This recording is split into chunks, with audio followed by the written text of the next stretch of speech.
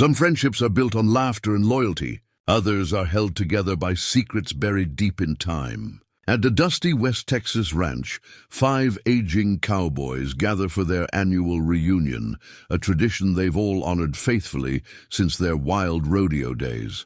This year, everything changes when Jeb arrives carrying an old leather suitcase, claiming it holds the answer to a 40-year-old bet. Before he can explain, his stubborn donkey bites clean through the worn leather, spilling faded letters, yellowed photographs, and a land deed across the dirt. What begins as simple curiosity quickly turns into something far deeper, a reckoning with choices made long ago. What secret could these old friends have kept buried for 4 decades? Before we jump back in, tell us where you're tuning in from, and if this story touches you, make sure you're subscribed, because tomorrow I've saved something extra special for you. The morning sun stretched across the Thornwood Ranch, like an old friend settling into a familiar chair. Ray Thornwood stood on his porch, coffee mug warming his weathered hands, watching dust devils dance across the property his grandfather had claimed in 1892. At 73, Ray moved with the deliberate care of a man who understood the limits of his body but refused to acknowledge them publicly. His ranch hand, Miguel, had already fed the horses and checked the fences. The annual reunion would begin within the hour. Ray's wife, Ellen, had passed 3 winters ago, but her presence lingered in every corner of this place. The rose bushes she'd planted still bloomed stubbornly, despite his clumsy attempts at maintenance. The wind chimes on the porch sang the same notes they had when she'd hung them 30 years back. Some mornings, Ray could almost feel her beside him, pointing out where the fence needed mending, or reminding him that Marcus always took his coffee black, while Tom preferred it with 2 sugars. The first truck appeared on the horizon around 9 o'clock, trailing a plume of dust that marked its progress like a signal flare. Ray smiled. That would be Tom Bartlett, always punctual to a fault. Sure enough, the dusty blue Ford rolled into the yard precisely at 9:15, and Tom unfolded himself from the driver's seat with a groan that Ray felt in his own bones. "You get any older since last year?" Tom called out, his grin splitting a face tanned to the color of saddle leather. "Not a day," Ray replied, walking down the porch steps. "But I notice you're moving like you forgot to oil your joints." They embraced with the rough affection of men who'd known each other since they were young and foolish.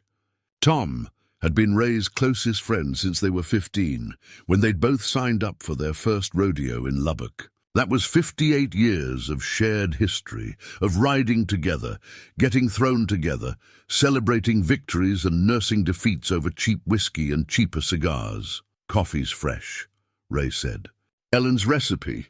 Still can't make it like she did, but I'm getting closer. She'd be proud you're trying," Tom said gently. He'd lost his own wife, Caroline, just 2 months after Ellen passed. The shared grief had deepened their friendship in ways neither man spoke about directly, but both understood completely. The second arrival came 20 minutes later. Marcus Sullivan pulled up in a pristine white Cadillac that looked absurdly clean for West Texas roads.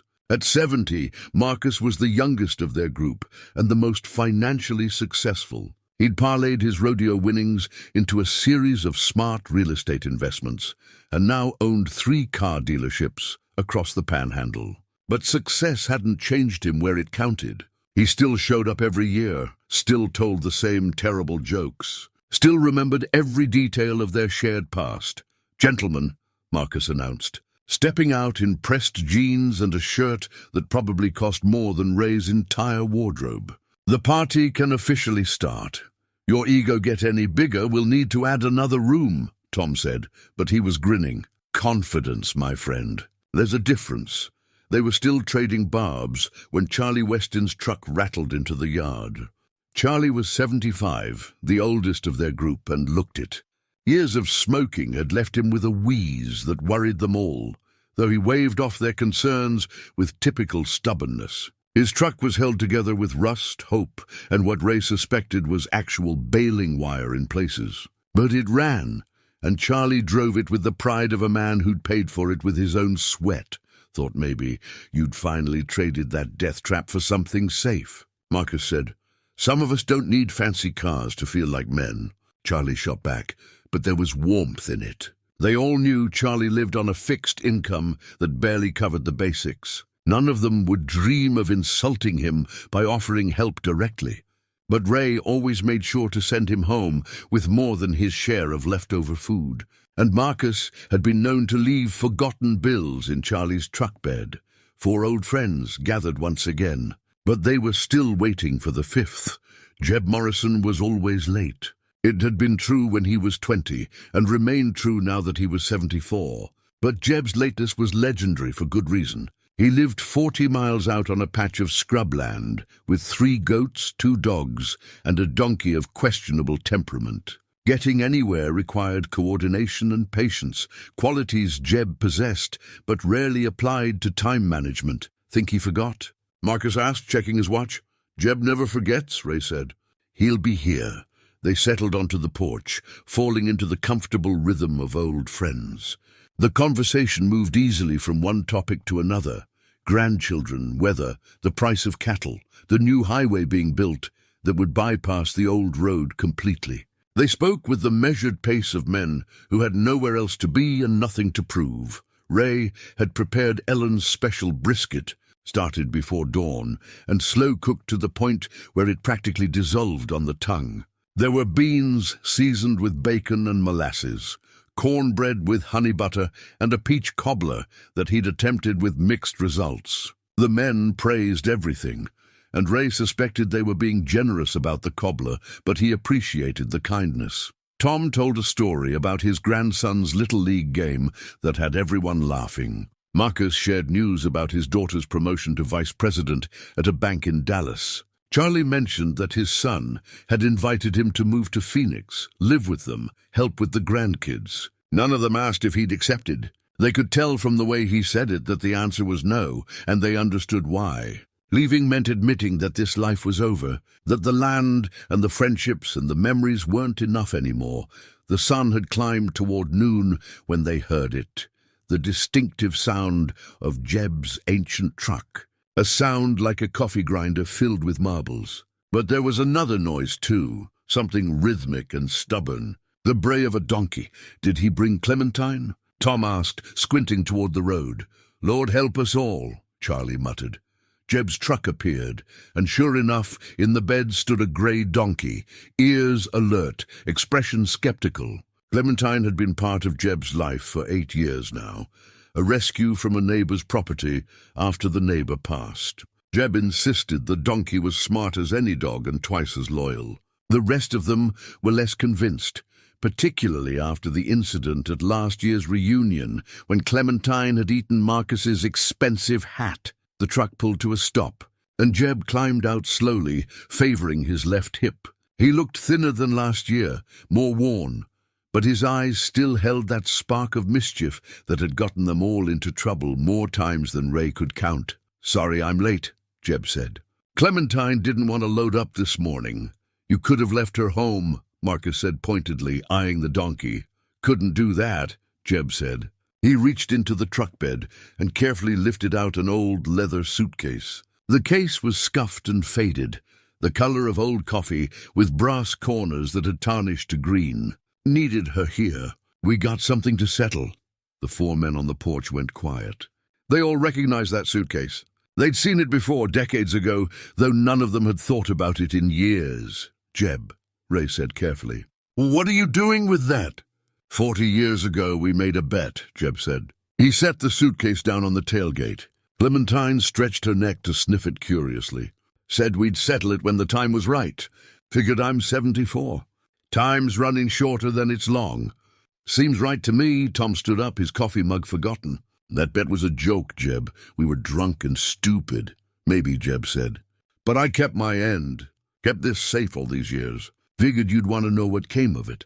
Marcus exchanged a glance with Charlie. Something unspoken passed between them. Something heavy with old memory. Ray felt his heart beating a little faster. That bet that night, they'd agreed never to speak of it again. It was one of those things you did when you were young and thought you were invincible. One of those decisions that seemed like a grand adventure at the time, but looked different with decades of distance. Let's not dig up the past, Charlie said quietly. Some things are better left buried. The past doesn't stay buried, Jeb replied. Learned that the hard way. And this, he patted the suitcase, this is about more than just the bet. There's things in here that concern all of us, things we need to face. Before anyone could respond, Clementine made her move. The donkey had been investigating the suitcase with increasing interest, and apparently she'd decided it warranted closer examination. With surprising speed, she lunged forward and clamped her teeth around the corner of the old leather.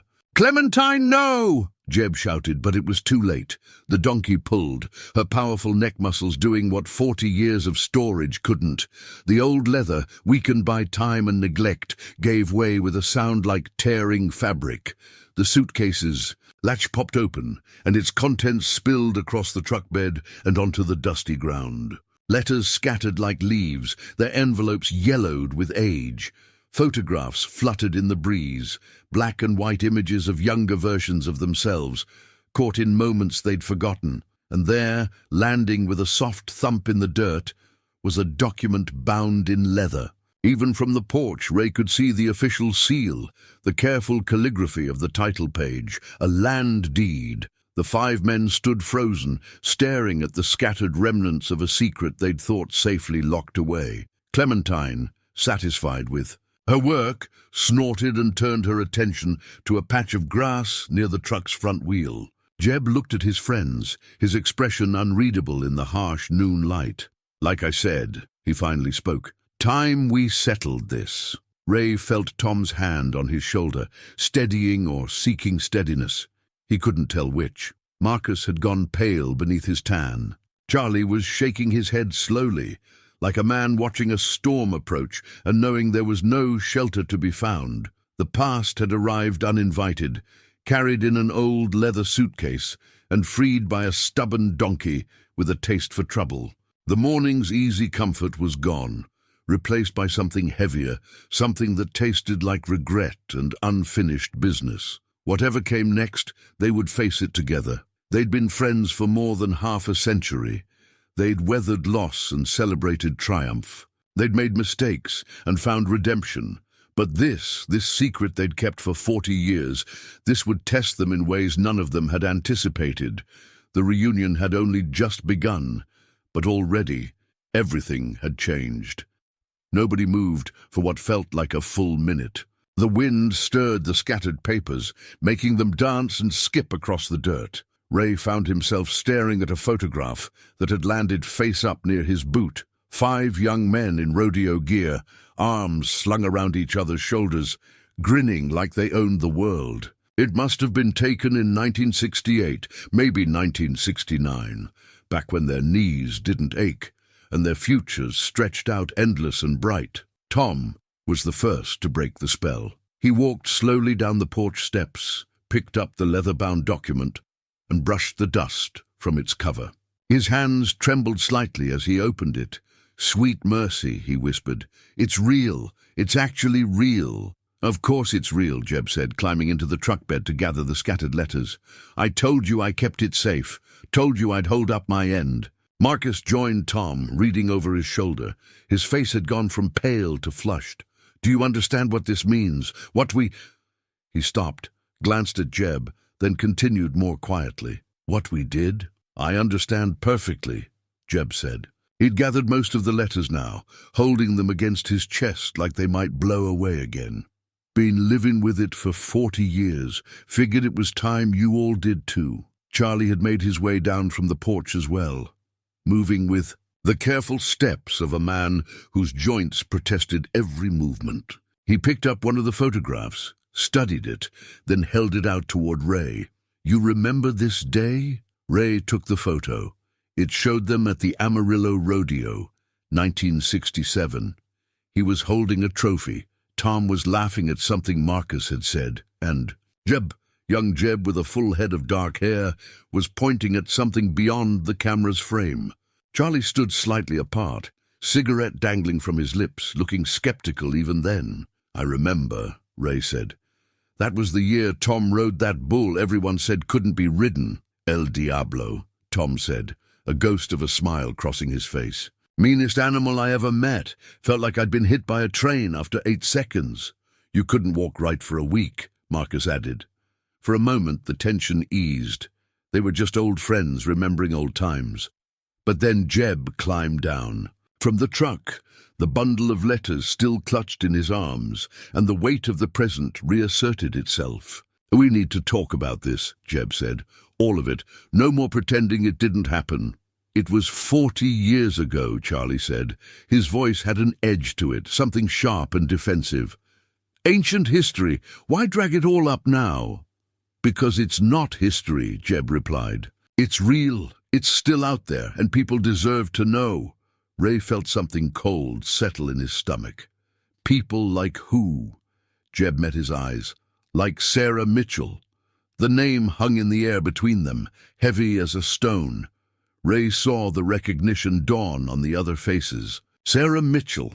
They'd all known her back in the day, a waitress at the diner in Plainview, where they'd often stopped after rodeos. Pretty girl with red hair and a laugh that could light up a room. She'd been sweet on Tom for a while, if Ray remembered correctly, but nothing had come of it. "What about Sarah?" Tom asked carefully. Jeb pulled a specific letter from the bundle, one with a blue envelope that stood out among the yellowed white ones. "She wrote this 37 years ago, tried to find us, tried to reach out." The letter came to the only address she had, the ranch where we all stayed that summer we worked together. The place burned down 2 years after she sent it.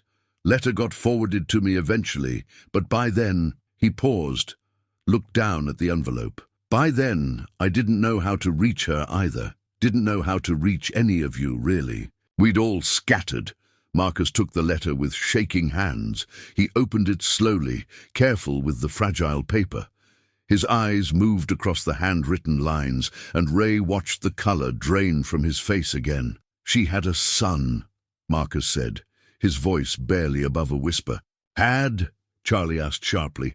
"Has," Marcus corrected himself. "Has a son, James, born in 1970. He looked up at Jeb. This can't be." "The timing matches," Jeb said quietly. "I did the math 100 times. Son was born 9 months after that last rodeo in Plainview. The one where we all celebrated Tom's big win. The one where—" "Don't," Tom said, his voice sharp. "Don't say it out loud." But they all knew what Jeb had been about to say. They all remembered that night, the drinking, the celebration that had gotten out of hand. They'd been young and stupid and full of themselves. Sarah had been there, had celebrated with them. And then Ray closed his eyes. He'd thought about that night over the years, felt ashamed of how wild they'd been, how careless. But he'd never imagined there had been consequences. Real consequences that lasted beyond the hangover and the embarrassment. "Does she say—" Marcus stopped, started again. "Does she say who—" "No," Jeb said. "She says she doesn't know for certain, says it could have been any of us." He looked around at his friends, his expression sad and tired. "That's why she wrote. She wasn't asking for money or making demands. She just wanted us to know, wanted to give the boy a chance to know where he came from, if he wanted to." "And the deed?" Ray asked, pointing to the document Tom still held. "Where does that fit in?" Jeb's expression shifted to something Ray couldn't quite read. "That's the other part. The part none of you knew about. Remember old man Hutchins?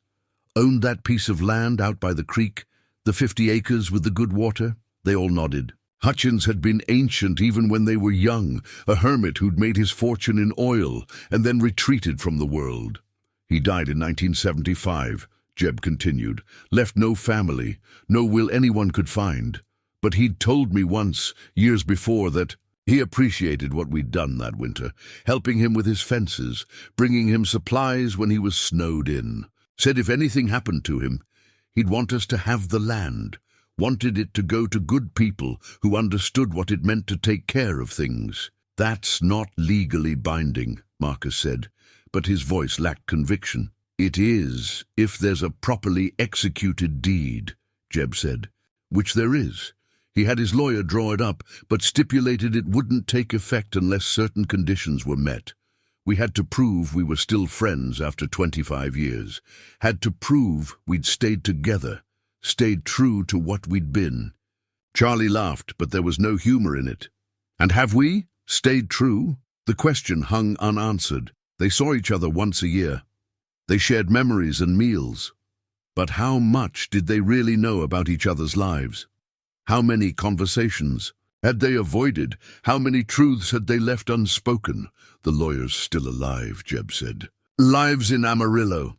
I talked to him 2 months ago, told him about our reunions, about how we'd kept them going all these years. He said if we all agreed, if we all signed the papers, the land would be ours, split 5 ways, fair and square. Hutchins's wish honored at last. 50 acres, Marcus said softly. Good water, good grazing land, worth maybe $500,000, split between us. It's not about the money, Jeb said sharply. It's about honoring a promise. It's about doing right by a good man's memory. And Sarah, Tom asked, what about doing right by her? Jeb nodded slowly. That too. The letter came with a return address, but it's old. No idea if she's still there. But we could try. We could find her, find the boy. He'd be a man now, 54 years old. We could tell him the truth. Tell him that we didn't know, that we would have done things differently if we had. Would we? Charlie asked. Would we really have done things differently? Nobody answered. The truth was complicated, wrapped up in the kind of regrets that only age brought into focus. When you were young, you did foolish things and thought there would always be time to make them right. You didn't realize that time had a way of running out, that consequences could echo across decades, that the mistakes you made at 25 could still be waiting for you at 75. Ray looked at his friends, these men who'd shared so much of his life, who'd been there for births and deaths, celebrations and sorrows. They weren't perfect. They'd never been perfect, but they'd shown up. They'd stayed present in each other's lives, even when it would have been easier to drift apart. We need to decide, Ray said finally, together. Whatever we do about the land, about Sarah, about all of it, we do it together. Agreed? One by one they nodded. Tom first, then Marcus, then Charlie, and finally Jeb, who looked relieved to have the burden shared at last. Tomorrow, Ray said. We'll talk it all through tomorrow. Tonight, we eat Ellen's brisket and we remember who we are, who we've always been to each other. Then tomorrow, we figure out how to move forward. They gathered the scattered papers together, treating them with the reverence they deserved. Photographs of a shared past, letters from a woman they'd wronged, a deed representing both an opportunity and a test. These weren't just artifacts. They were pieces of a puzzle they'd all been avoiding for too long. As they carried everything inside, Clementine watched from the truck bed, chewing thoughtfully on a mouthful of grass. If the donkey had any opinion on the chaos she'd caused, she kept it to herself. Sometimes, Ray thought, the simplest creatures possessed the clearest wisdom. Clementine had bitten through the leather and let the truth spill out. Now it was up to them to decide what to do with it. The brisket was as good as Ray had hoped, but none of them had much appetite. They sat around the dining table Ellen had refinished years ago, pushing food around their plates and making half-hearted conversation about everything except what mattered. The letters and photographs were spread across the coffee table in the living room, organized now, no longer scattered chaos, but carefully arranged evidence of a past that refused to stay buried. After dinner, they moved to the porch. The sun was setting, painting the sky in shades of amber, and rose that reminded Ray of Ellen's favorite scarf. He'd kept it in his drawer, still faintly carrying her perfume, when he pressed it to his face in the dark hours before dawn. Tom broke the silence first. He'd always been the brave one, the one willing to speak uncomfortable truths. We should look at Sarah's letter again. Really look at it. Marcus shifted in his chair. What good would that do? She wrote to us 37 years ago, Tom said. Reached out. We never responded, never even knew she'd tried. The least we can do is understand what she said. Jeb went inside and returned with the blue envelope. He handed it to Tom, who opened it with the care one might give a historical document. Which Ray supposed it was, Tom read aloud, his voice steady but quiet. Dear friends, I hope this letter finds you well. I've been trying to reach you for months, but none of the addresses I had were current. I finally tracked down the ranch where you all worked that summer, and they said they'd forward this on. I don't know if you'll receive it, but I have to try." He paused, looked up at the others. They nodded for him to continue. "I'm writing to tell you that I have a son. His name is James, and he just turned 3 years old. I've thought a lot about whether to contact you, and I realize this will come as a shock. The truth is, I don't know which of you is his father. That night after the Plainview rodeo, well, I think we all remember that things got carried away. I'm not writing to ask for money or support. I've managed fine on my own. But I think James deserves to know where he comes from, and I think you deserve to know he exists." Tom's voice had grown rougher. He cleared his throat before continuing. "He's a beautiful boy, smart and kind and full of energy. He has my red hair and—" Tom stopped, looked at the letter more closely. "She describes him here. Says he's got green eyes like—" He looked up at Charlie. "Like Charlie's eyes. And says he's got a stubborn streak that reminds her of Jeb." "Could be coincidence," Charlie said, but his voice shook slightly. "Could be," Tom agreed. She goes on. Says, "I'm not looking to disrupt your lives. I just thought you should know. If you want to meet him someday, when he's older, I'd be open to that. If not, I understand. But please, if nothing else, just let me know you received this. Let me know I didn't imagine that you were all good men underneath the cowboy bravado. My address is below. I hope to hear from you." Tom folded the letter carefully, returned it to its envelope. She signed it with Hope Sarah Mitchell. That was it. That was 37 years ago. And she never heard from us, because we never got the letter. "We can't know that for certain," Marcus said. "Maybe she moved. Maybe she decided she didn't want contact after all. Or maybe," Jeb said quietly, "she spent years checking her mailbox, wondering why we never wrote back. Wondering if we were the kind of men who'd turn our backs on our responsibilities." The words stung because they were true. They hadn't known, but ignorance wasn't innocence. They'd been careless that night, all of them.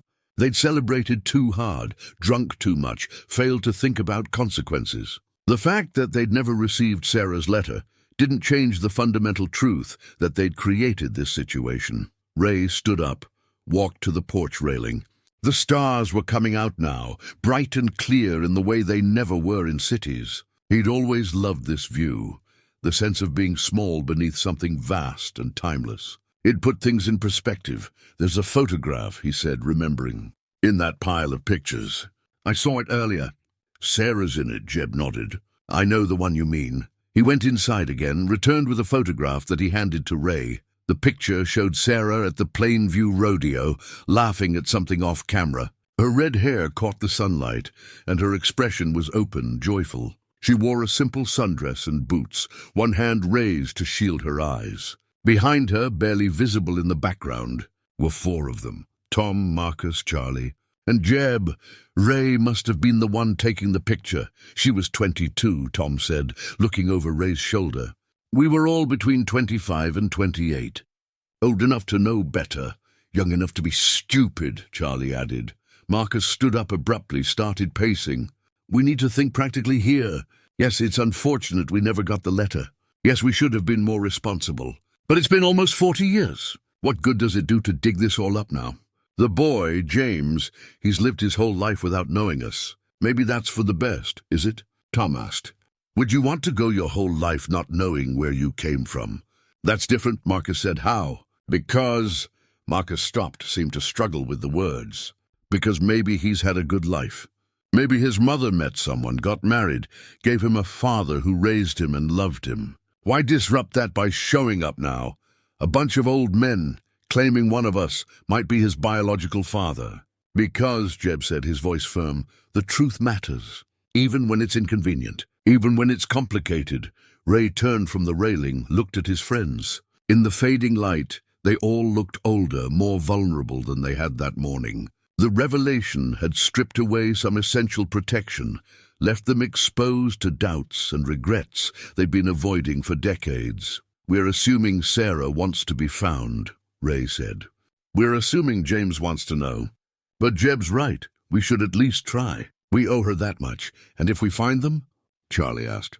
"What then? What exactly do we say?" "Sorry we never responded to your letter.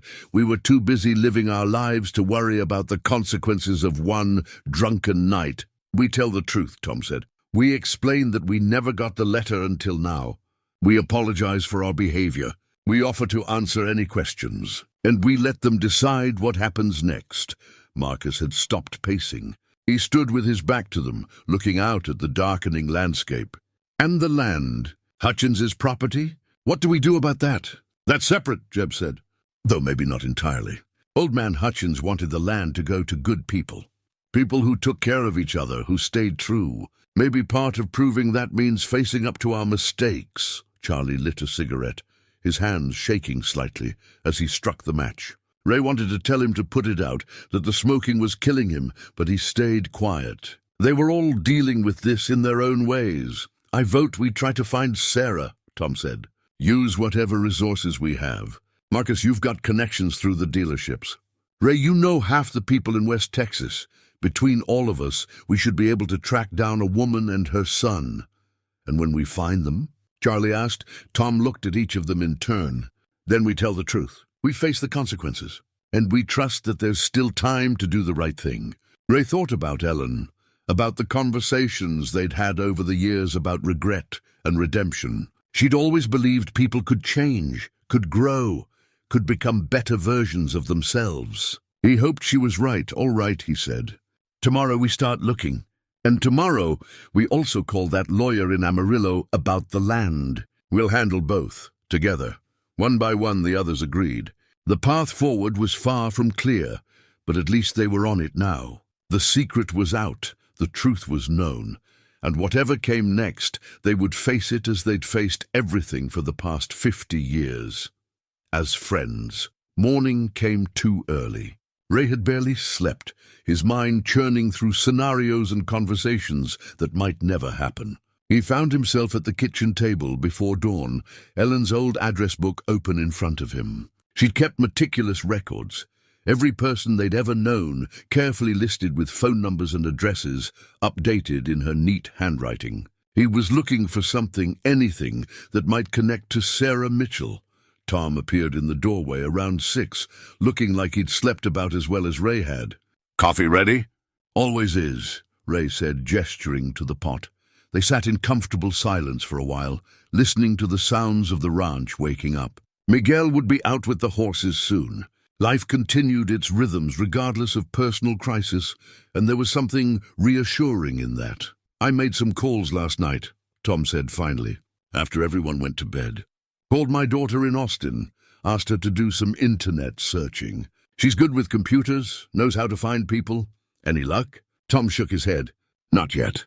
But she's trying different spellings, looking at social media, all that modern stuff I don't understand. She said if Sarah Mitchell's anywhere online, she'll find her." Marcus joined them next, already dressed for the day in another crisp shirt and pressed jeans. He accepted coffee gratefully, added 2 sugars, exactly as Ellen would have prepared it. "I called a private investigator I know," Marcus said without preamble. "Used him once to track down a guy who'd skipped out on a car loan. He's discreet, professional. Costs a bit, but I'll cover it. We split costs 5 ways," Ray said firmly. "This is all of our responsibility." "Agreed," Tom said. "Marcus, you can coordinate with the investigator. Keep us informed." Charlie and Jeb were the last to rise, both moving slowly, both looking older in the harsh morning light. Jeb had Clementine tied to a post outside, the donkey munching contentedly on hay that Miguel had provided. The previous day's chaos seemed not to have affected her at all. They reconvened at the dining table, and Jeb spread out what he called the evidence. Sarah's letter with its return address, a street in Plainview that might not even exist anymore. The photograph of Sarah smiling and young. The deed to Hutchins' property with its legal language and official seals. And something new, an old phone book from 1988 that Jeb had kept for reasons he couldn't quite articulate. "Found this in my truck," Jeb said, flipping through the yellowed pages. "Used to keep phone books just in case. Look here," he pointed to an entry.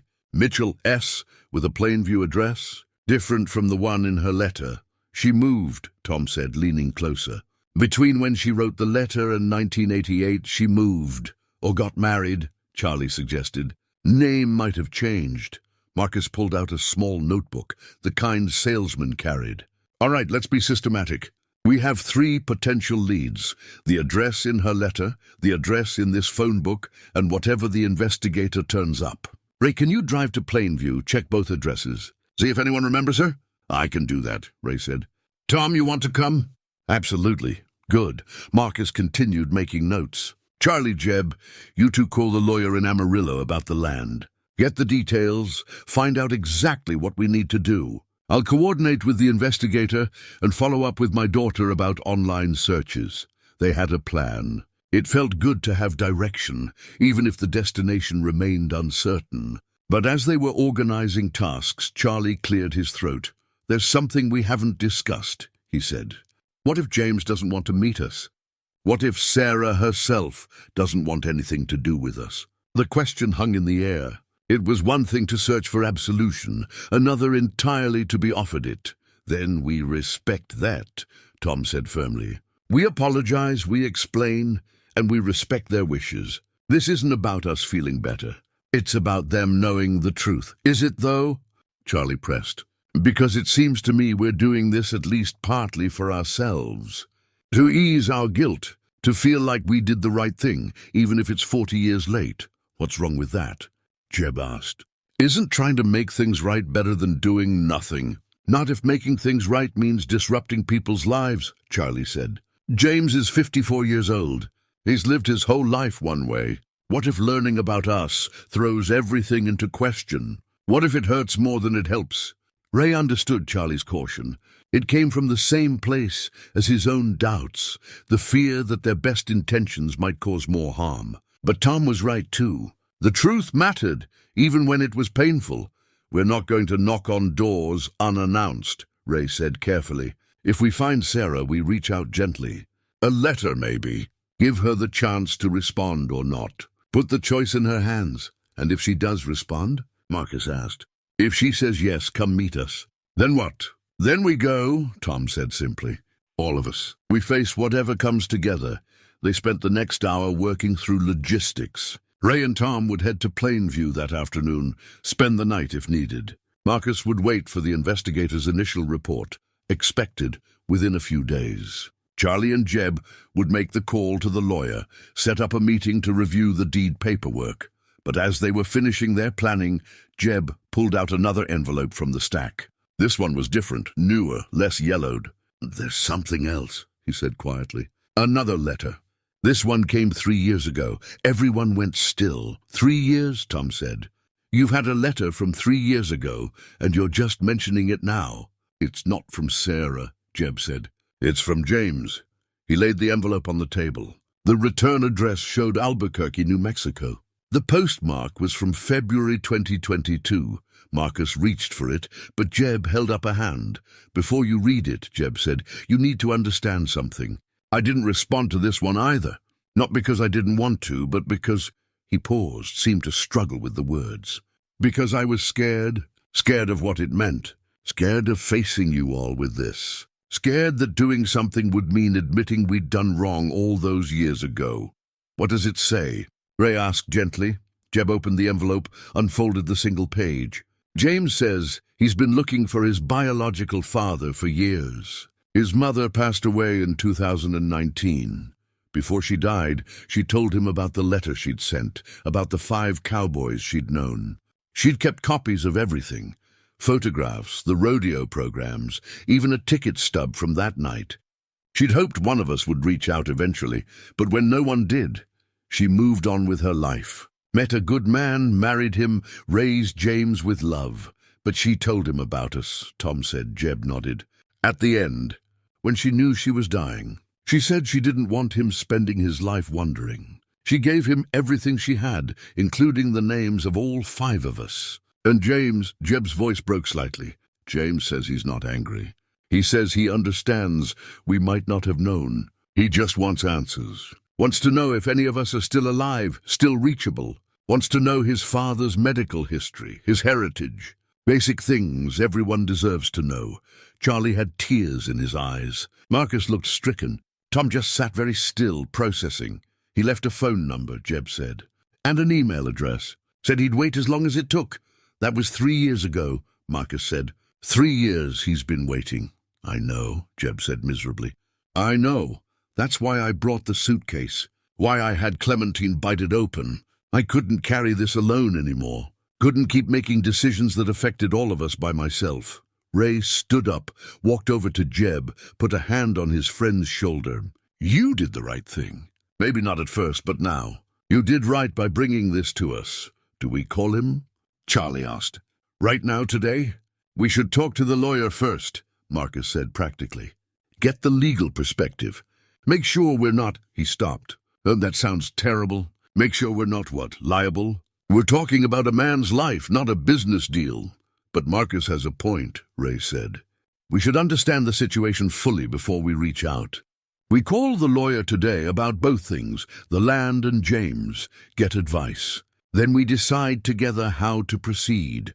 They agreed, though the weight of James's letter pressed on them all. 3 years of waiting. A mother dying and finally sharing the truth. A man in his 50s, still seeking something as fundamental as knowing where he came from. The reunion that had started with reminiscing and laughter had transformed into something far more profound. They weren't just confronting their past. They were trying to build a bridge to a future that included truth and responsibility and perhaps redemption. Outside, Clementine brayed, impatient for attention. The sound was jarring in the heavy silence, but also strangely comforting. Life continued. The world kept turning, and they had work to do. The drive to Plainview took 90 minutes through landscape that hadn't changed much in 50 years. Ray drove while Tom navigated, though neither of them really needed directions. They'd traveled these roads countless times when they were young, following the rodeo circuit, chasing prizes and glory and the kind of freedom that only comes before responsibility settles in. You remember the night itself? Tom asked as they passed the turnoff to Lubbock. The actual night with Sarah? Ray was quiet for a moment. Pieces. I remember the celebration. Remember you buying rounds for everyone after your win. Remember Sarah laughing, dancing. But the details, he shook his head. They're fuzzy. 40 years and too much whiskey will do that. I've been trying to remember, Tom said. Spent half the night lying awake, trying to piece it together. I remember thinking she was beautiful. Remember feeling like I was on top of the world. But I don't know for certain what happened. He stopped, couldn't finish. None of us know for certain, Ray said gently. That's part of what makes this so hard. They reached Plainview around 11. The town had shrunk since their youth, buildings empty, streets quiet. The diner where Sarah had worked was gone, replaced by a dollar store. The rodeo grounds were still there, but looked abandoned. Weeds growing through cracks in the pavement. The first address from Sarah's letter turned out to be an apartment complex that had been demolished years ago. A strip mall sat in its place, anchored by a grocery store and a tax preparation service. They asked around, but nobody remembered the old apartments or anyone named Sarah Mitchell. The second address, from the phone book, was more promising. A small house on the edge of town, well-maintained with a neat yard. An older woman answered the door, looked at them with polite suspicion. "Can I help you, gentlemen?" Ray took off his hat. "Ma'am, we're sorry to bother you. We're looking for someone who might have lived here back in the late 80s. A woman named Sarah Mitchell?" The woman's expression softened. "Sarah? Goodness, I haven't heard that name in years. She lived here, yes. Rented from me for about 5 years before she moved to Albuquerque." Ray's heart beat faster. "Albuquerque?" "That's right. Her son got a job opportunity there, and she went with him. This would have been, must be 20 years ago now. Maybe more. Do you remember the son's name?" Tom asked. "James," the woman said. "Sweet boy. Well man by then. He'd come visit his mother, help her with things around the house. Very devoted to her. Did they stay in touch after they moved?" Ray asked. The woman shook her head. "We exchanged Christmas cards for a few years, but then, well, you know how it goes. People drift apart. I'm sorry I can't be more help." They thanked her, left contact information in case she remembered anything else. As they walked back to the truck, Tom looked at Ray. "Albuquerque," he said. That matches James's return address on his letter, so we know we're on the right track, Ray said. We know Sarah moved to be with her son. That's something. They grabbed lunch at a local diner, spent the meal mostly in silence. Ray found himself watching the waitress, a young woman with brown hair and a quick smile, and wondering if Sarah had looked like that when she worked. If they'd seen her that way, as just part of the scenery of their youth, rather than a real person with dreams and a future that they'd irrevocably changed. On the drive back, Tom broke the silence. I called Caroline before she died, he said. Told her about that night. Not everything, but enough. Asked if she thought less of me for the things I'd done when I was young. What did she say? She said everyone makes mistakes. Said what mattered was what you did after. Whether you learned, whether you tried to be better.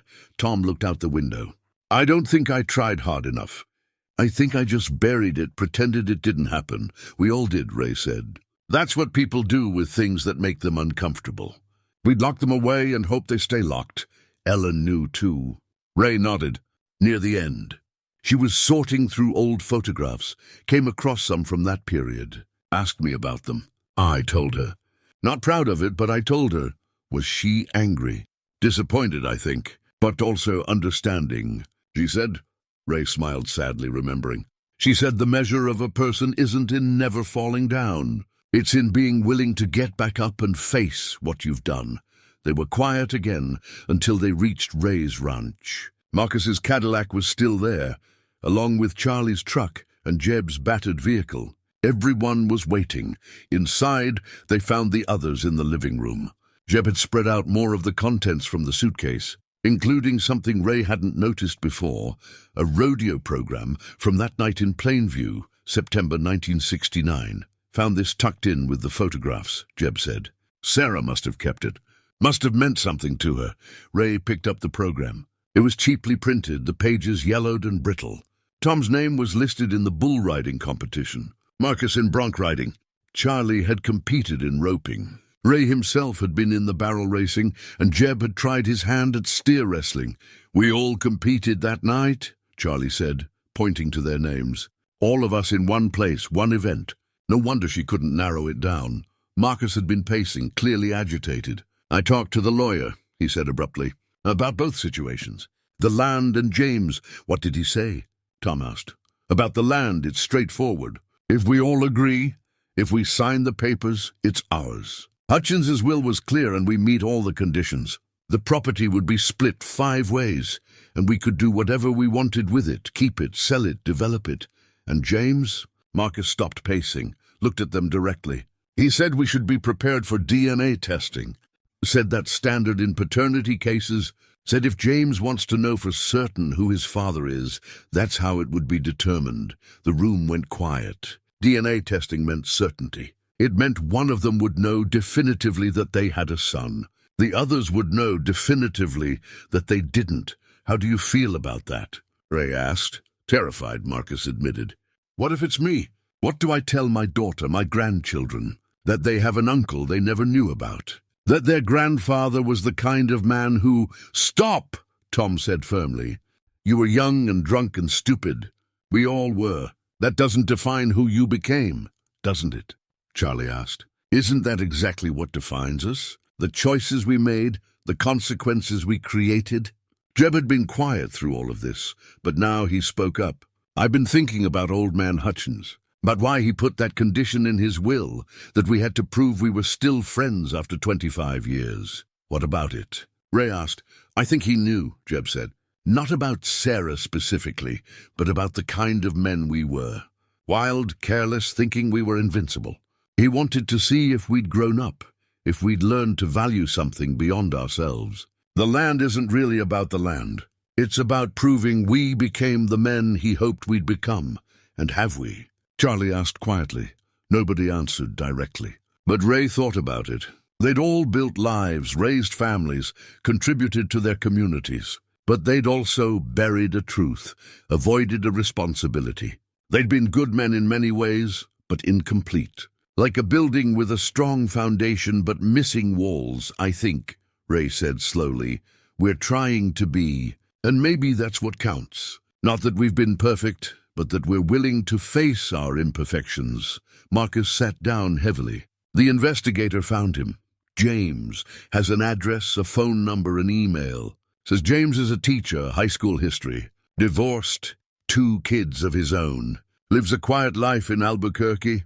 A teacher, Tom said, something like pride in his voice. Then catching himself, assuming that one of us is... He's ours, Jeb said firmly. One way or another, he's connected to all of us.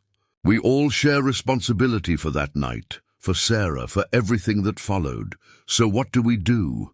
Charlie asked. Do we call, email, show up at his door? We write a letter, Ray decided. All of us together. We explain everything, that we never got Sarah's first letter, that we're sorry, that we want to meet him if he's willing. We give him the choice. And if he says no, Marcus asked, then we respect it, Ray said. But at least we'll have tried. At least we'll have told the truth. They spent the rest of the afternoon drafting that letter. It took hours, dozens of revisions, arguments about word choice and tone. But eventually, they had something that felt right. Honest, apologetic, hopeful without being presumptuous. As the sun set and they prepared to call it a night, Ray looked at his friends. They were tired, worried, facing uncertainties they'd avoided for decades. But they were facing them together, and in that solidarity he found something he hadn't expected, not just burden, but also possibility. The possibility that even old mistakes could lead to new understandings, that even long-buried truths could still bear fruit. Tomorrow they would mail the letter, and then they would wait. 3 days passed with no response. Ray found himself checking the mailbox compulsively, even though he knew it was too soon. Email would be faster, but they'd chosen a physical letter, something tangible that James could hold, consider in his own time. On the 4th morning, Marcus arrived earlier than usual, looking like he hadn't slept. He set a manila envelope on Ray's kitchen table. The investigator sent this, Marcus said. Background information on James. I thought we should know who he is before we meet him. If we meet him, Ray opened the envelope carefully. Inside were printouts, photographs, documents that painted a picture of a life they'd never witnessed. James Mitchell teaching a high school class, surrounded by students. James at a school event, receiving an award for excellence in education. James with 2 teenagers, his children, the caption said, Emma and Daniel. He looks happy, Tom observed, having arrived in time to see the photos. Stable, good. His mother raised him well, Jeb added quietly. There was another photograph, an older one. A young James, maybe 7 or 8, standing beside a woman with red hair, Sarah. They were at what looked like a county fair, both smiling at the camera. Sarah looked older than in their photograph, but still recognizable, still beautiful. She never remarried, Marcus said, pointing to information on another page. Raised James on her own until he was 18. Then she did marry, a man named Robert Chen, accountant, by all accounts a good man who treated James like his own son. She made a life, Charlie said. A good life, sounds like. Despite us, Tom said. Or maybe because of us, because we weren't there to complicate things. They were still looking through the materials when Ray's phone rang. He didn't recognize the number, area code 505, New Mexico. This is Ray Thornwood, he answered. Mr. Thornwood, this is James Mitchell. I received your letter. Ray's heart stopped, then started again too fast. He gestured frantically to the others, mouthed, It's him. Tom quickly fumbled with his phone, setting it to record with Ray's permission nod. James, Ray said, his voice steadier than he felt. Thank you for calling. We weren't sure you'd want to respond. I've been waiting for this call for 25 years, James said. His voice was measured, educated, touched with emotion, but controlled. Since my mother first told me about you, about all of you. I'm here with the others, Ray said. Tom, Marcus, Charlie, and Jeb. We're all here. Would you like to... Can we put you on speaker? Please. Ray set the phone on the table, switched it to speaker. James, you're with all 5 of us now. There was a pause, then James spoke again. My mother told me about that night. About the rodeo, the celebration. She said she'd known all of you, that you'd been kind to her mostly, that you were young men living big, the way young men do. We were careless, Tom said. Reckless. We should have been better. You should have, James agreed. But my mother, she didn't blame you. Not the way you might think. She said she'd made choices too, that everyone involved was responsible. She just wished she'd heard back from you. That's what hurt her most, the silence.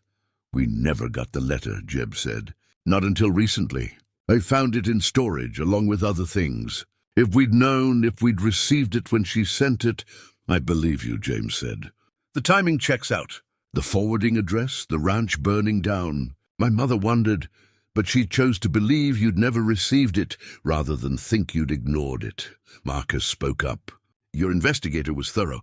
We have information about you, too. I hope that's not, we wanted to understand who you'd become. I teach history, James said. High school?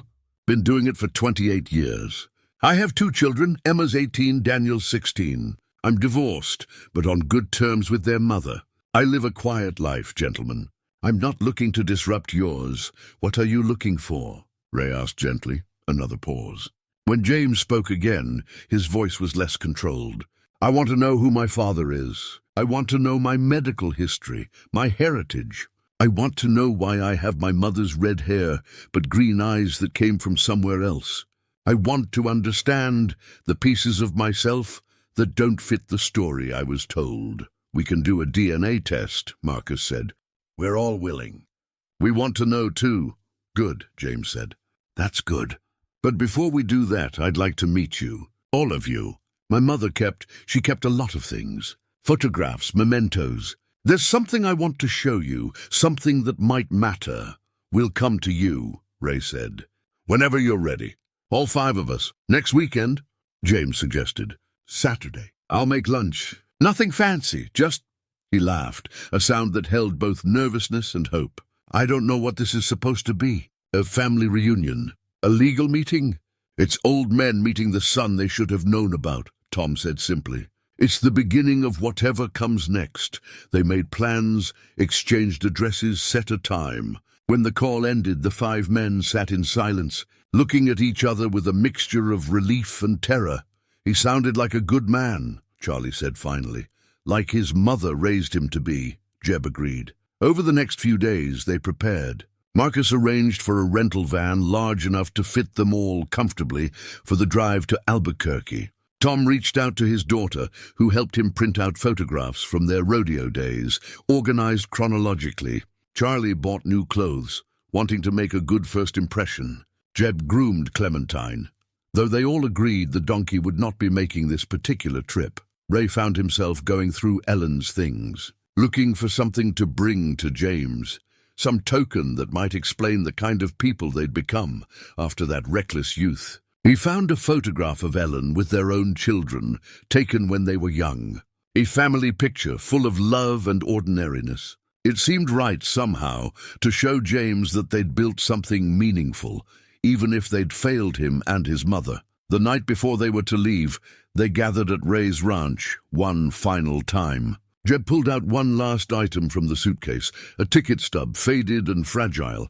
Sarah kept this, he said, from that rodeo night. It was in the envelope with her letter. The stub was from the Plainview Rodeo, September 14th, 1969. Admission price, $2. Someone, Sarah presumably, had written on the back in pencil, "The night that changed everything." They passed it around, each man holding it briefly, carefully. Such a small thing, this scrap of cardboard. But it represented a moment, a choice, a consequence that had rippled forward through decades. She kept it, Marcus said wonderingly. All those years she kept it. Maybe, Tom said slowly. Maybe she kept it because she didn't regret James. Even if the circumstances weren't ideal, even if we failed her, she didn't regret her son. It was a hopeful interpretation, perhaps more hopeful than the reality warranted. But they chose to believe it, chose to believe that Sarah Mitchell had found some peace, some acceptance, that James's existence had brought her joy, despite the complications.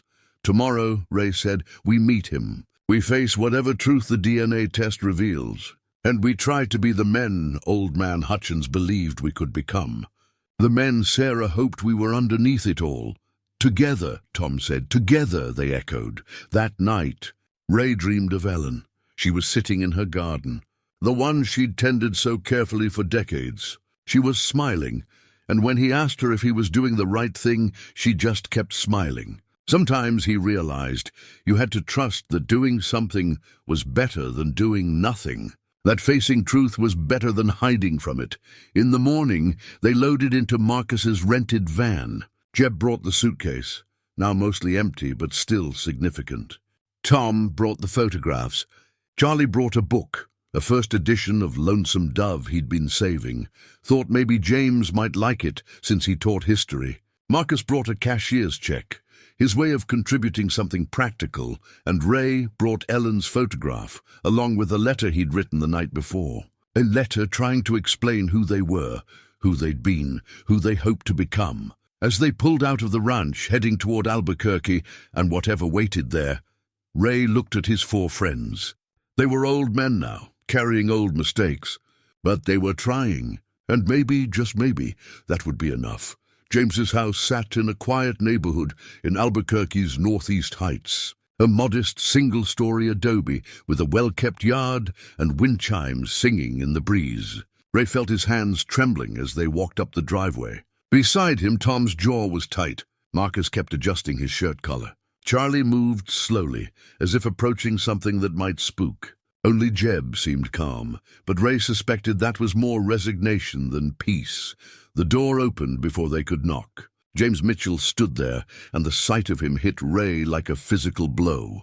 He was tall, maybe 6'2", with Sarah's red hair gone auburn with age. But his eyes, those green eyes Charlie had noticed in the letter, looked back at them with an intelligence and wariness that felt familiar in a way Ray couldn't quite place. "Gentlemen," James said. "Thank you for coming. Please, come in." The house was tidy, filled with books and photographs. Ray noticed pictures of James's children, pictures of Sarah at various ages, pictures of a man Ray assumed was Robert Chen, Sarah's late husband. But what caught his attention was a wall of photographs from the rodeo days, their rodeo days. "Sarah must have kept everything, passed it all to her son." "I made coffee," James said, "and sandwiches if anyone's hungry, though I suspect appetite might be scarce." They settled in the living room, the 5 old cowboys arranged on a couch and chairs, James sitting across from them. The moment had arrived, and nobody quite knew how to begin. James took the initiative. "Before we talk about DNA tests or paternity, I need to show you something.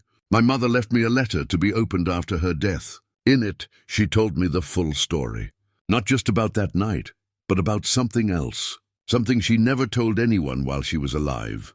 He stood, retrieved a box from a shelf, and pulled out an envelope.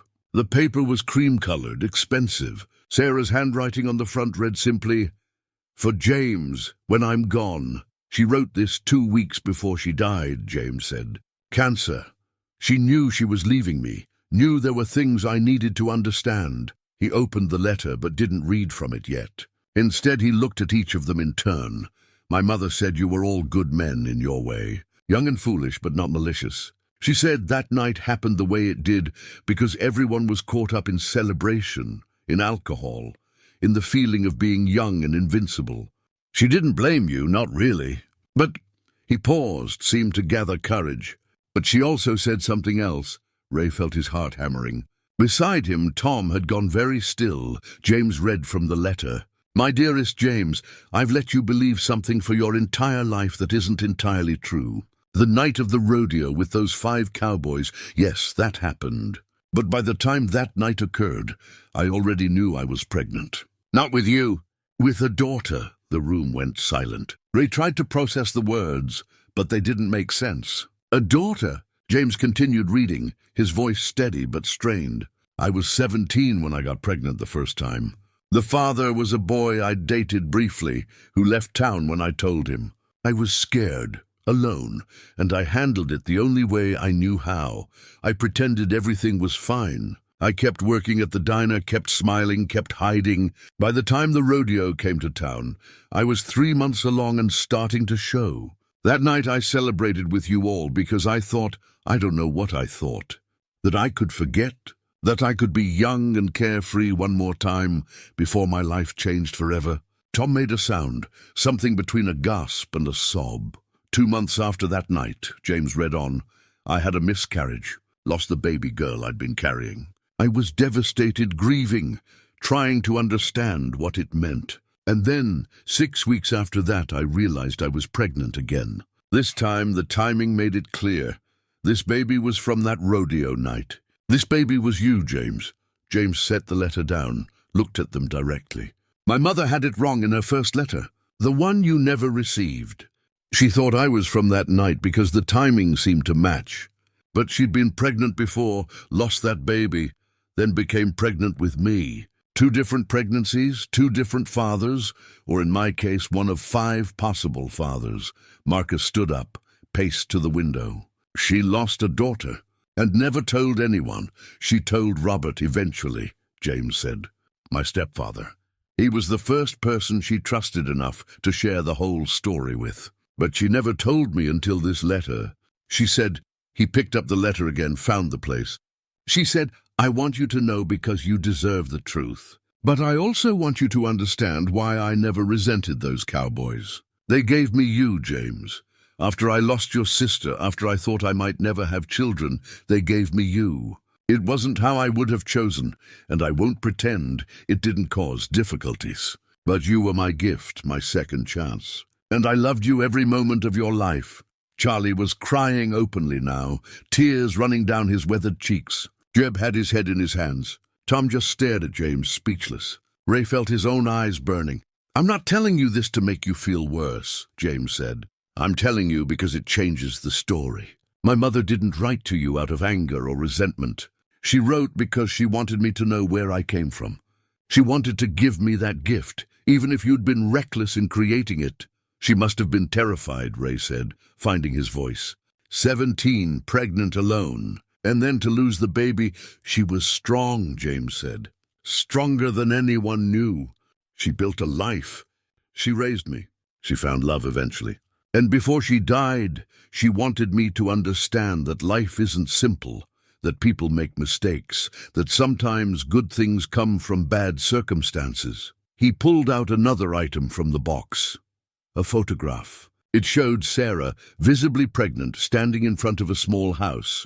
She looked young but determined, one hand on her belly in a protective gesture. This was taken a month before she lost my sister, James said. She kept this photograph hidden for years. Robert found it after she died, along with the letter. He thought I should have everything, all the pieces of her story. Marcus turned from the window. What was her name? The daughter she lost? Grace, James said. She was going to name her Grace. They sat with that for a long moment.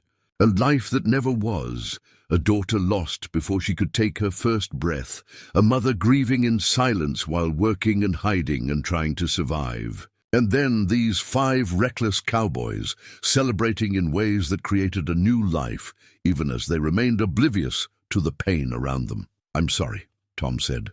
God, James, I'm so sorry. For all of it. For not knowing, for not being there, for not... Stop, James said gently. You can't apologize for not knowing something you had no way to know. My mother didn't tell you about Grace. She didn't tell you about me until it was too late for the letter to reach you. You can apologize for being careless that night, yes. But you can't carry blame for the rest, can't we? Charlie asked. If we'd been better men, more careful, more thoughtful, then I wouldn't exist, James said simply. That's what I've had to make peace with. My existence comes from a moment of carelessness, from decisions my mother and all of you made without full understanding of consequences. But I'm still here. I still matter. And my mother wanted me to know that I came from flawed people who were still, in their way, good. Jeb finally raised his head. She was a remarkable woman. We didn't deserve her forgiveness. Maybe not, James agreed. But she gave it anyway. And now I'm asking, would you still be willing to do the DNA test? I know the story is more complicated than we thought, but I'd still like to know which of you is my biological father. Of course, Ray said, and the others echoed their agreement. There's one more thing, James said. He reached into the box again, pulled out a small envelope. My mother left instructions for this too. She wrote letters to each of you. She wrote them years ago, updated them periodically. She wanted you to have them if we ever connected. She wanted you to know how she really felt in her own words. 5 letters, each with a name written in Sarah's careful script. Ray took his with trembling hands. Looking around, he saw his friends doing the same, each holding a piece of the past that Sarah Mitchell had preserved for them. "I think," James said quietly, "you should read these alone. Take your time. When you're ready, we can talk about what comes next. But first, hear from her. Hear the truth from the person who lived it." They agreed, though Ray wasn't sure how he was going to make it through whatever Sarah had written. As they prepared to leave, to find a hotel and read their letters in private, James stopped them at the door. "One more thing," he said. "My mother asked in her letter to me that if I ever found you, I should tell you something. She said to tell you, thank you for giving me James, and I forgive you for everything else." The 5 old cowboys stood on James Mitchell's doorstep, holding letters from a woman they'd wronged and barely knew, a woman who'd carried secrets and pain, and had somehow found it in her heart to offer forgiveness. As they walked to the van, Ray realized that the story he'd thought he understood, the simple tale of a mistake and its consequences, had been something far more complex all along. Sarah Mitchell had lived with loss and fear and determination. She'd created a life from pieces others had left scattered. And in the end, she'd chosen grace over bitterness, understanding over judgment. Now it was their turn to choose how to respond. They checked into a hotel on the outskirts of Albuquerque, a modest place with clean rooms and a view of the Sandia Mountains. By unspoken agreement, they each took their letters to their separate rooms. Ray sat on the edge of his bed for 10 minutes before he could bring himself to open the envelope. The letter inside was dated 3 years before Sarah's death. Her handwriting was still clear, but showed the slight tremor of illness or age. "Dear Ray," it began, "if you're reading this, it means James found you. I hope that means you received my first letter too, even if it was late. I hope it means you understand why I needed to reach out." Ray's hands shook as he continued reading. "I remember you as the quiet one, not shy but measured. You had a way of watching before you acted, of thinking before you spoke. The others were louder, more impulsive, but you seemed to hold yourself back, like you were always aware that actions had consequences. I wonder if you've carried that quality into your later years, or if age has softened that watchfulness. I need you to know something, Ray. I never blamed you for that night, any of you. I was there too, making my own choices, caught up in the same celebration. I've spent a lifetime thinking about responsibility, about blame, about how much agency any of us really have in the moments that change our lives. And what I've concluded is this: we were all young, all foolish, all doing the best we could with the understanding we had. I don't know if you married, if you had children of your own. I hope you did. I hope you got to experience the profound joy of raising a child, of watching them grow into themselves. James has been my greatest blessing, even though the circumstances of his conception were far from ideal. He's good and kind and smart, and I'm so proud of the man he's become. I want you to know that I forgave you all a long time ago. Not because what happened was okay, but because carrying anger would have poisoned my life and James's. I chose to believe you were good men who made a mistake. I chose to believe that if you'd known about James, you would have wanted to be part of his life. Maybe I was wrong about that. Maybe I romanticized you all in my memory. But it was the story I needed to believe to move forward. If you're reading this now, it means I'm gone. Cancer, probably. The doctors have been warning me for years. But before I go, I wanted to tell you, you're forgiven. Whatever guilt you might carry, set it down. James doesn't need it, and neither do I. What he needs is to know where he comes from. That's the gift you can give him now. Not apologies, but presence. Not regret, but acceptance. Be good to him, Ray. Be the man I always believed you were underneath the youthful recklessness. And if you see the others, tell them the same from me. You're forgiven. You're free. Now use that freedom to build something good with gratitude and forgiveness. Sarah Mitchell, Ray read the letter 3 times, tears streaming down his face. He thought about Ellen, about his own children, about the life he'd built. He'd been a good father, he thought, present, involved, careful with his children in ways his own father hadn't been with him. But he'd never known about James, never had the chance to be there for the boy who might have been his son. There was a knock at his door. Tom stood outside, his own letter clutched in his hand, his face red and blotchy from crying. "Did yours?" Tom started. "Forgiveness," Ray finished. "Yeah, did yours?" Tom nodded. They stood there for a moment, then embraced roughly, the way men of their generation did when emotion overwhelmed them. One by one, the others appeared. Charlie crying silently, Marcus looking shell-shocked, Jeb holding his letter like a holy relic. They gathered in Ray's room, sat wherever they could find space, and one by one shared what Sarah had written to them, to Tom. She'd written about his courage, about how she'd admired his fearlessness on the bulls. She said she hoped he'd learned that bravery came in many forms, that the courage to face your mistakes was just as important as the courage to ride an animal trying to kill you. To Marcus, she'd written about ambition, about how even then she could see he wanted more from life than what a small Texas town could offer.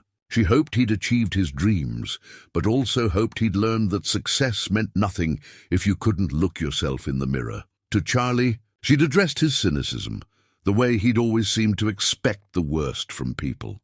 She hoped life had proven him wrong more than right, that he'd found reasons to believe in goodness despite evidence to the contrary. To Jeb, she'd written about his tendency to carry things alone, to shoulder burdens without asking for help.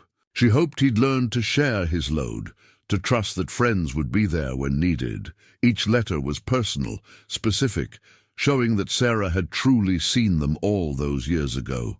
And each letter ended the same way, with forgiveness, with hope, with an invitation to be better than they'd been.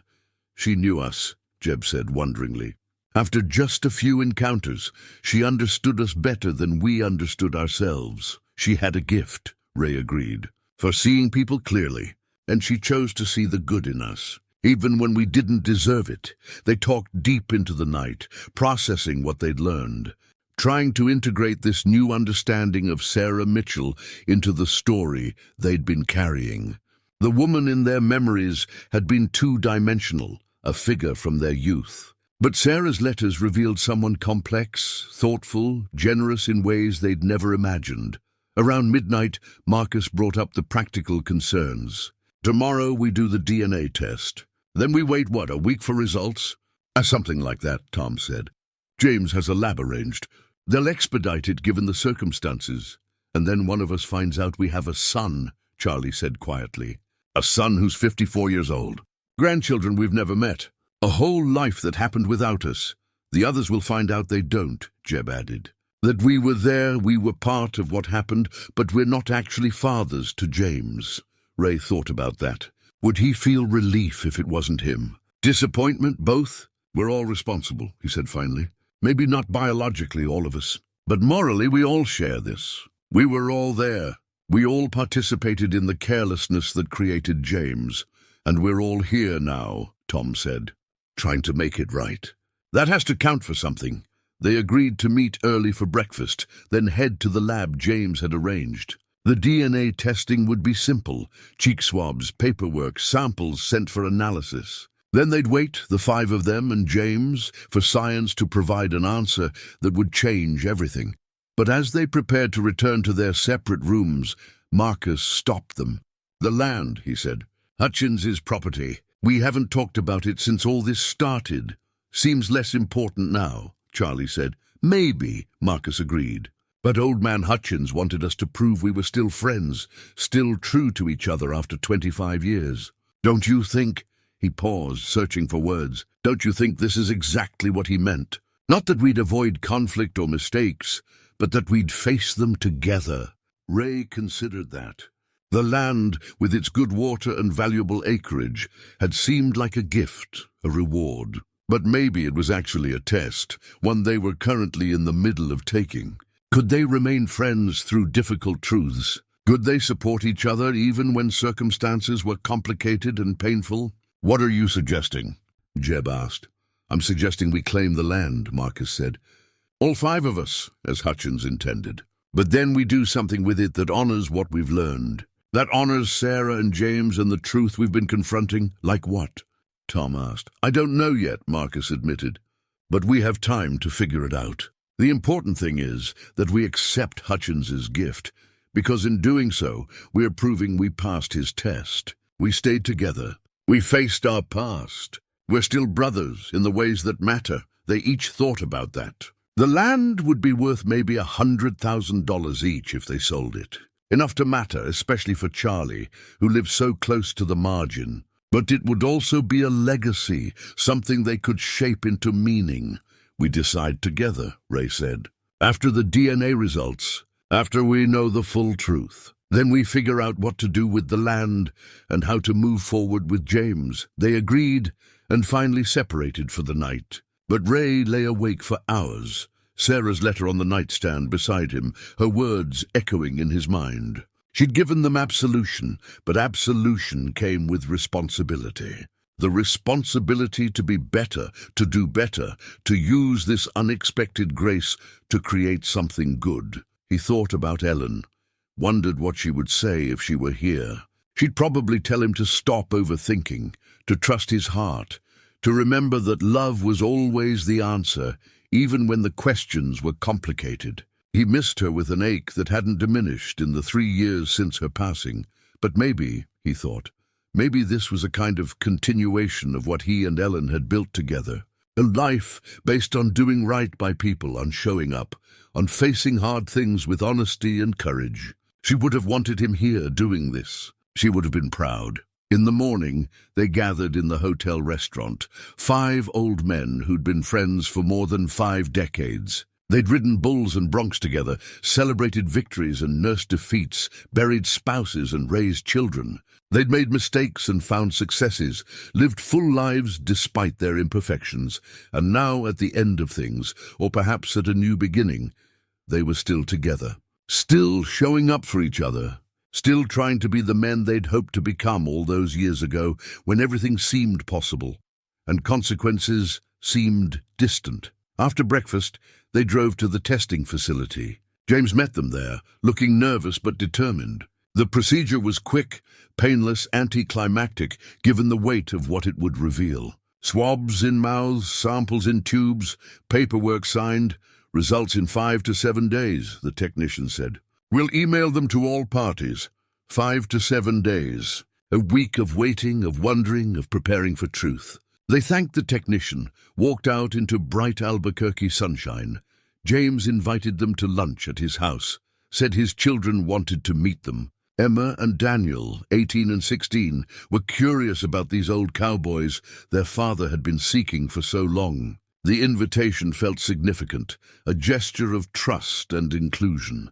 As they followed James's car through the city streets, Ray felt something shift inside him. Whatever the DNA test revealed, whatever happened with the land, whatever the future held, they were in it together. That was the truth that mattered most. The rest was just details. 6 days later, Ray's phone chimed with an email notification. He was in his barn, checking on a mare that had been favoring her left foreleg, when the sound cut through the quiet morning. His hands shook as he pulled out his phone. The subject line read, DNA test results, Mitchell paternity case. He didn't open it. Instead, he walked back to the house, called Tom first, then Marcus, then Charlie, then Jeb. The email's here, he said to each of them. Don't open it yet. Come to the ranch. We look together. They arrived within 2 hours, gathering once again in Ray's living room. The same room where Clementine's mischief had started all of this, where the suitcase had broken open and secrets had spilled out. It felt right to be here for this moment, this final revelation. Ray pulled up the email on his laptop, positioned it so they could all see the screen. James was on a video call, his face tense but calm in the little window at the corner of the screen. Ready? Ray asked. They nodded. Ray clicked on the PDF attachment. The report was dense with technical language, genetic markers, probability percentages. But at the top, in clear, bold text, was a summary. based on DNA analysis, the probability that Thomas Bartlett is the biological father of James Mitchell is 99.97%. Tom made a sound, something between a gasp and a sob. His hand went to his mouth, and tears immediately began streaming down his weathered face. The others turned to him, and in that moment everything shifted. "It's me," Tom whispered. "I have a son. I have a son."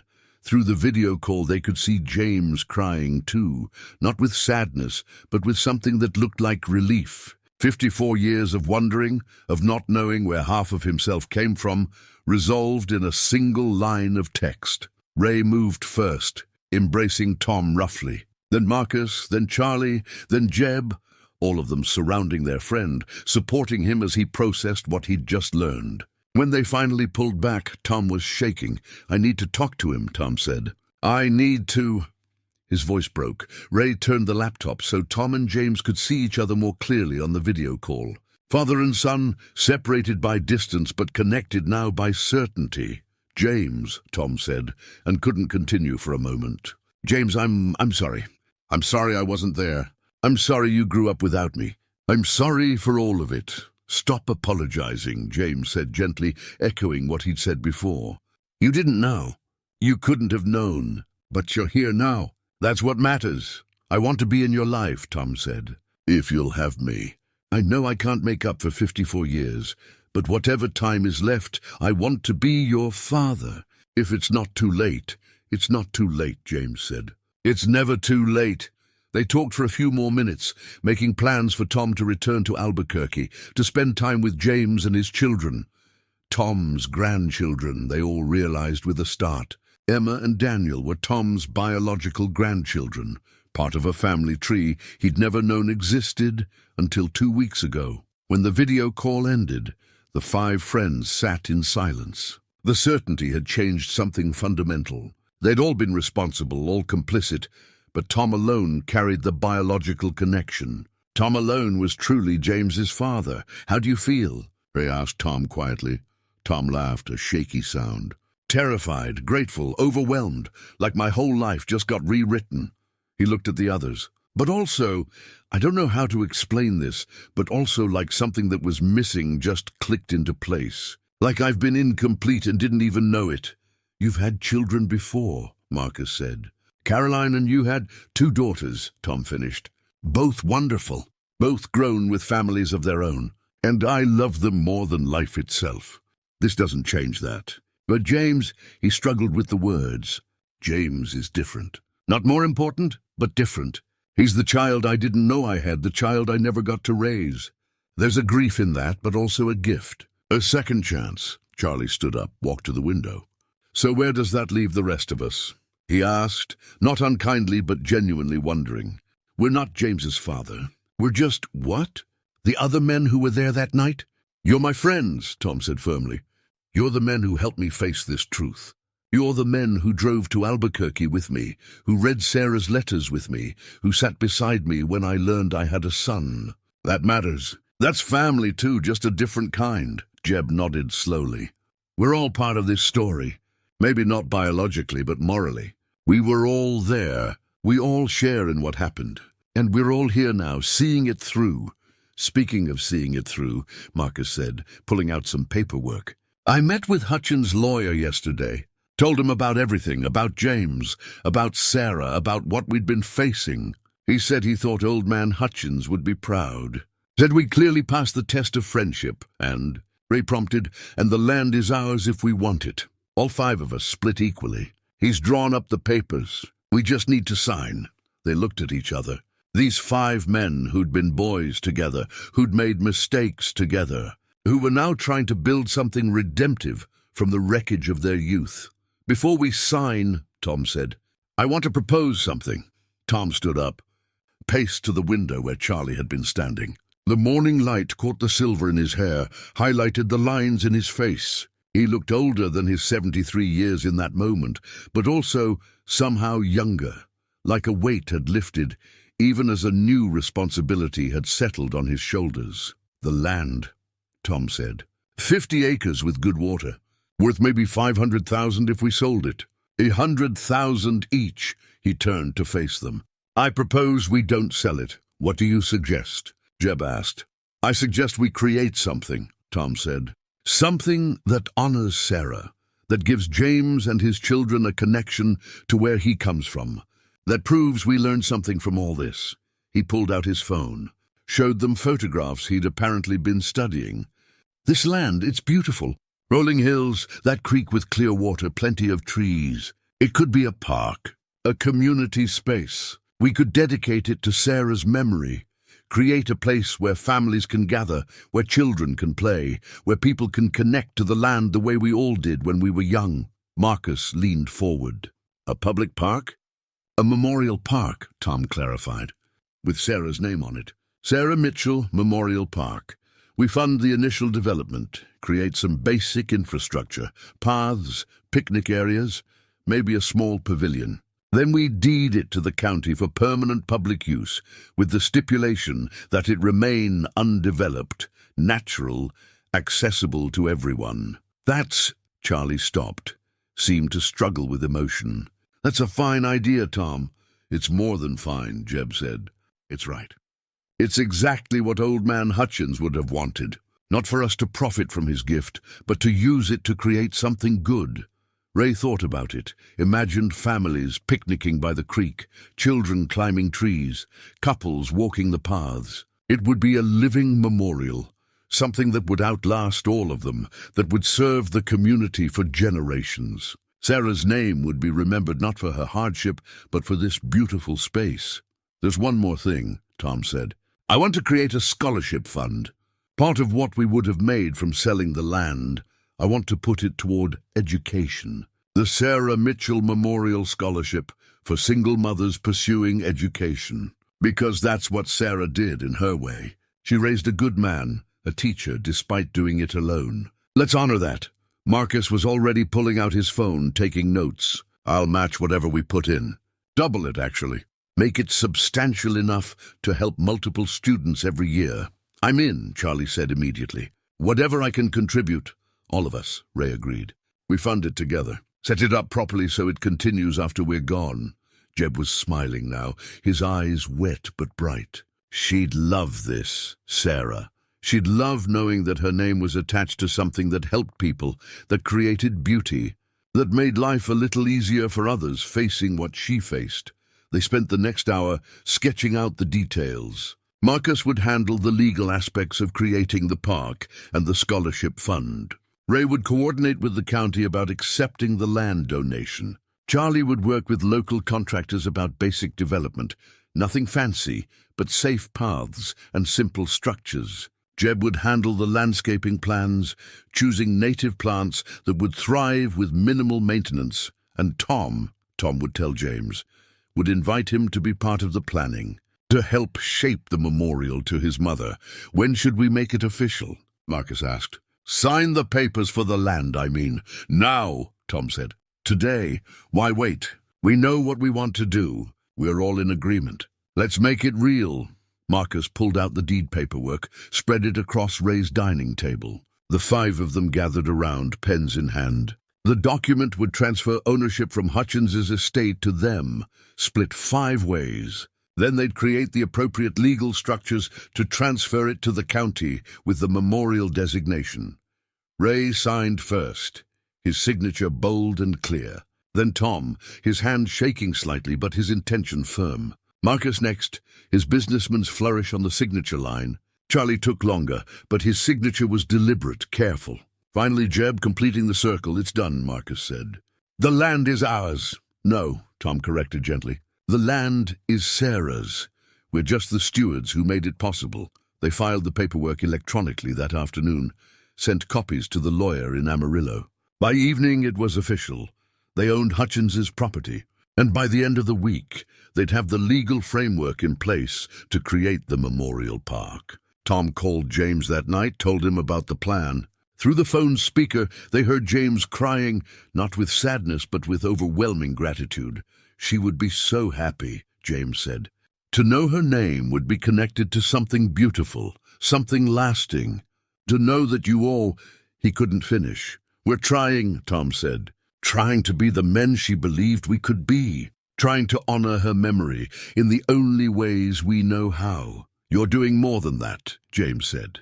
You're giving her a legacy. You're making something good from something complicated. That's more than I ever hoped for. After the call ended, the 5 friends sat on Ray's porch, watching the sun set across the Texas landscape. The land they'd just claimed and would soon give away stretched somewhere to the west. Tomorrow, they'd visit it together, walk its hills and creek, imagine what it would become. But tonight, they simply sat together. 5 old men who'd made mistakes and found redemption, who'd lost time and gained understanding, who'd faced their past and shaped their future. To Sarah, Ray said, raising his coffee mug. To Sarah, they echoed. And to James, and to second chances.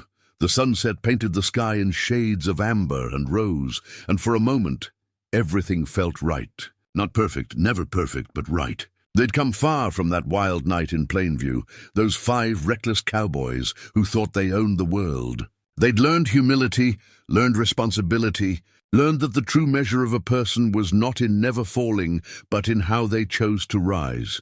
And they'd risen together. 3 months later, Ray stood at the entrance to what would soon be the Sarah Mitchell Memorial Park. The sign wasn't up yet, but the wooden posts were in place, ready to receive it. The county had moved quickly once the paperwork was filed, recognizing the gift for what it was. A treasure for the community. Tom was there too, along with James and his children. Emma and Daniel had taken time off from school to be present for this, understanding that they were witnessing something significant. James had his arm around his father. Their first meeting had been awkward, but in the 3 months since the DNA results, they'd found a rhythm. Phone calls twice a week. Plans for James to visit Texas over Christmas. Small steps toward building a relationship that had started 5 decades too late, but was genuine nonetheless. Your mother would love this spot, Tom said to James, gesturing toward the creek where water burbled over smooth stones. It's peaceful, beautiful, the kind of place where people can think, can remember, can just be. She always loved water, James said. We'd drive to the Rio Grande some weekends, just to sit and listen to it. She said running water had a way of washing away worries. Marcus arrived with a crew of contractors, ready to break ground on the pavilion that would anchor the park. Nothing elaborate, just a simple covered area with picnic tables and a plaque explaining Sarah's story. Well, a version of her story. They decided on language that honored her as a strong single mother who'd raised a son with love and determination. The circumstances didn't need to be public knowledge. What mattered was remembering her strength. Charlie and Jeb came together, Charlie moving slower than usual, his breathing labored. The smoking had finally caught up with him. The doctors had found something in his lungs, were running tests. But he'd insisted on being here today, on seeing the beginning of what they'd created together. You okay? Ray asked quietly. Better than okay, Charlie said. I'm exactly where I need to be. They gathered in a circle near the creek. 6 men and 2 teenagers, united by history and choice. Tom spoke first. I've been thinking a lot about legacy, he said. About what we leave behind. I lost Caroline 3 years ago, and I thought my legacy was my daughters, my grandchildren from them. And it is, but it's also this. It's James, who I didn't know about, but who's been part of my legacy all along. It's this park. This memorial to a woman who deserved better from us, but somehow found it in her heart to forgive. He pulled out the ticket stub, the one Sarah had kept from the Plainview rodeo. James gave this back to me, Tom said. Said he thought I should have it. Sarah wrote on the back, the night that changed everything. She was right. It did change everything. Changed her life, gave her a son, set all of this in motion. We can't undo the carelessness, the mistakes. But we can honor what came from them. He handed the ticket stub to Emma. Your grandmother kept this for 54 years. Now it's yours. Remember her strength, her forgiveness, her grace. Emma took it carefully, tears in her eyes. I wish I'd known her. I wish you had too, Tom said. But you know your father, and he's the best of her. That's its own kind of knowing. Marcus cleared his throat. The scholarship fund is official. First awards will go out next semester. 4 students, all single mothers pursuing education.